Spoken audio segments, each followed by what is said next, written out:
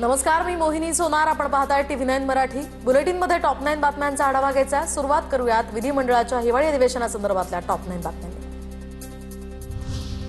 हिवाळी अधिवेशनात 18 विधेयकं मांडणार, विरोधकांच्या प्रत्येक प्रश्नाला समर्पकपणे उत्तर देणार, दिशाहीन असल्याचं म्हणत फडणवीसांची विरोधकांवर टीका. राज्यात आर्थिक स्थिती ओढाताणीकडे असली तरी सुद्धा दिवाळखोरी नाही, मुख्यमंत्री फडणवीसांची माहिती. तर विरोधकांना राज्य दिवाळखोर दाखवण्याची घाई झाली आहे, फडणवीसांची टीका. त्यांना राज्य दिवाळखोर दाखवायची घाई झालेली आहे.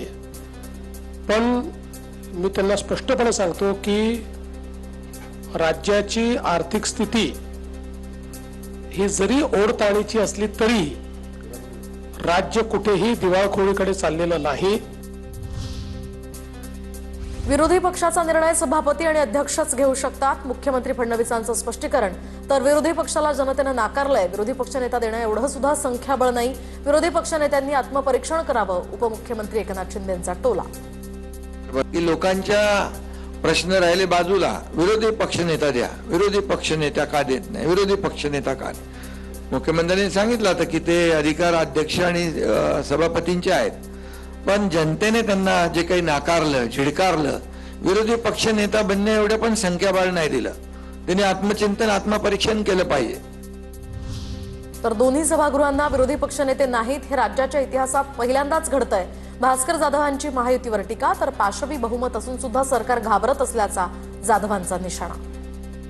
दोन्ही सभागृहाला विरोधी पक्षनेता नाही आणि आम्ही विरोधी पक्षाला विरोधी पक्ष नेत्यांना आम्ही चहा पाण्याला बोलवलंय म्हणून सांगायचं, ही पदं ही शासन निर्मित नाहीत. आणि मला असं वाटतं की महाराष्ट्राच्या इतिहासामधली आज तागायत ही पहिला असा प्रसंग निर्माण झालाय.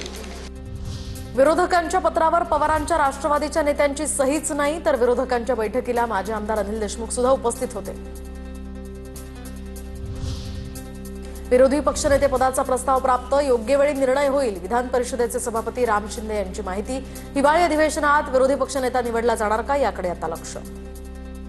मला वाटतं त्या एकत्रित नृत्याचा मी 2024ला शिकार झालेलो आहे. आता त्या प्राप्त परिस्थितीवर मार्ग कसा काढायचा याच्या प्रयत्नात आहे. राजकीय क्षेत्रामध्ये देखील ते विभक्त नृत्य करत नाहीये, ते एकत्रितच नृत्य करतात.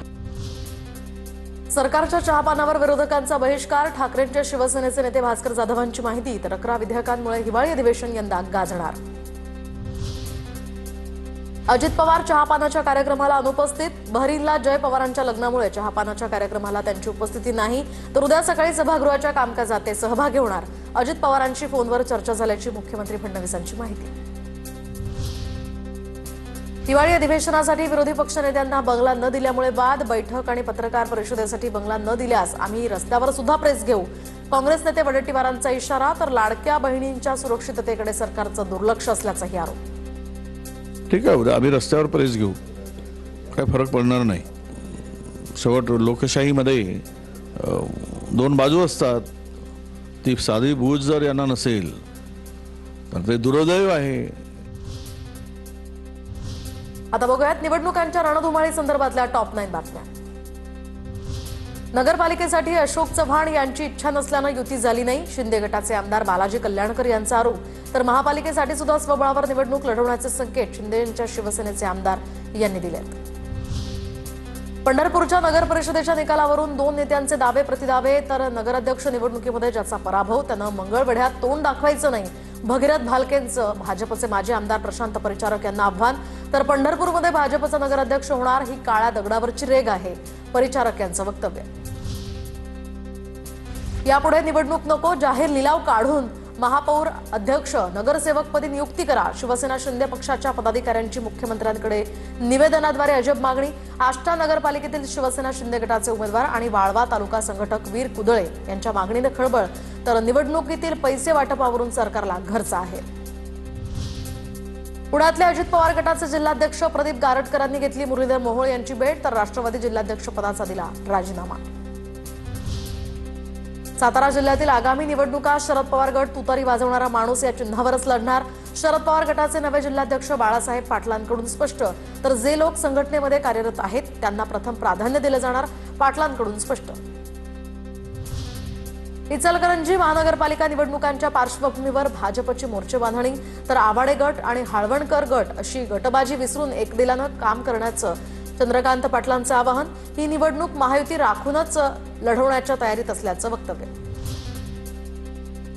कोल्हापूर महानगरपालिकेमध्ये 2 वेळा महापौर राहिलेल्या सई खराडे यांचा मुलासह शिंदेच्या सेनेत प्रवेश तर शिंदेच्या उपस्थितीमध्ये ठाण्यामध्ये पक्षप्रवेश. आमदार राजेश क्षीरसागर हे सुद्धा यावेळी उपस्थित. कोल्हापूरच्या मुरगुडमध्ये नगर परिषदेच्या निकालाआधी लाखांची पैज तर शिवसेनेच्या भैया गुडवे आणि राष्ट्रवादीच्या पंकज नेसरीकरांमध्ये लागली पैज. पदाधिकारी आणि कार्यकर्त्यांच्या उपस्थितीमध्ये 1 लाखाची पैज लागल्याची माहिती. केडीएमसी पालिकेच्या मतदार यादीत घोळ कायम. 82,000 नावं वगळून सुद्धा हजारो दुबार मतदार. तर माजी आमदार नरेंद्र पवारांचा हा दावा. घोळ दूर करा अन्यथा निवडणुका पुढे ढकला, नरेंद्र पवारांची मागणी. तर मतदान झाल्यापासून आता निकाल लागेपर्यंत अनेक स्ट्रॉंग रूमच्या बाहेर पहारा देण्यात येतोय. अनेकांनी हा पहारा दिलाय. पाहूयात त्या संदर्भातले टॉप 9 अपडेट्स. सोलापुरातल्या मोहोळमध्ये स्ट्रॉंग रूम बाहेर 24 तास पहारा देण्याची ठाकरेंच्या शिवसेनेची मागणी नाकारली. केवळ उमेदवार प्रतिनिधींनाच ठराविक वेळेमध्ये स्ट्रॉंग रूमला भेट देण्याची परवानगी. जळगावच्या एरंडोलमध्ये स्ट्रॉंग रूमच्या बाहेरील सीसीटीव्हीचा डिस्प्ले 2.5 तास बंद. 2.5 तासांनंतर तांत्रिक अडचण दूर. सीसीटीव्ही आता पुन्हा सुरू. जळगावच्या पारोळ्यामध्ये स्ट्रॉंग रूम बाहेर सीसीटीव्ही कॅमेराचा डिस्प्ले बसवा. महाविकास आघाडीच्या उमेदवारांची मागणी. स्ट्रॉंग रूम बाहेर महाविकास आघाडीच्या उमेदवारांचा खडा पहारा. नाशिकच्या येवल्यामध्ये मतदान यंत्र सुरक्षा कक्षाबाहेर उमेदवारांकडून खासगी सुरक्षा. शिंदे गटाचे नगराध्यक्ष पदाचे उमेदवार रुपेश दराडे यांनी नेमले खासगी सुरक्षा रक्षक. यामुळे चर्चेला उधाण.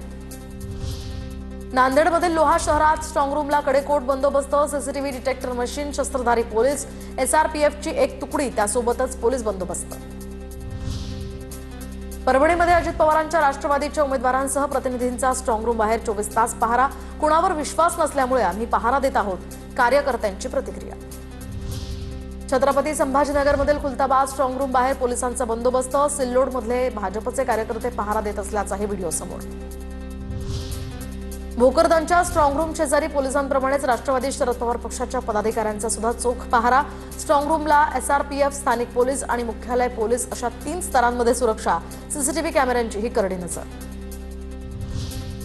वाशिम नगर परिषद निवडणुकीला स्थगिती मिळाल्यानंतर आता पुढची प्रक्रिया ठरलेल्या कार्यक्रमानुसार होणार.